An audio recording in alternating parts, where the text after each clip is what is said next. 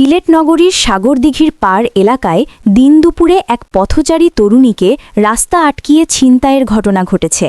Motorcycle যোগে আসা দুই দুর্বৃত্ত এই ঘটনা ঘটিয়ে দ্রুত স্থান ত্যাগ করে বলে জানা গেছে। প্রত্যক্ষদর্শীরা জানান, দুপুরের দিকে তরুণীটি সাগরদিঘির পাড় এলাকা দিয়ে হেঁটে যাওয়ার সময় হঠাৎ একটি মোটরসাইকেলে করে দুই যুবক তার সামনে এসে পথ রোধ করে। মুহূর্তের মধ্যে তারা তরুণীর কাছ থেকে মোবাইল ফোন ও সাথে থাকা কিছু মূল্যবান জিনিস ছিনিয়ে নিয়ে দ্রুত পালিয়ে যায়। ঘটনার আকস্মিকতায় আশেপাশের মানুষ কিছু বুঝে ওঠার আগেই দুর্বৃত্তরা এলাকা ত্যাগ করে।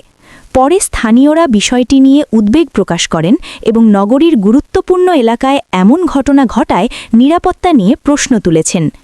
এ বিষয়ে স্থানীয়রা আইনশৃঙ্খলা বাহিনীর দৃষ্টি আকর্ষণ করে সাগরদিঘির পাড়সহ আশেপাশের এলাকায় টহল জোরদার করার দাবি জানিয়েছেন।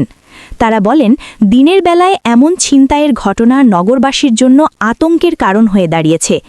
এ ঘটনায় সংশ্লিষ্ট থানায় অভিযোগ দায়েরের প্রস্তুতি চলছে বলে জানা গেছে।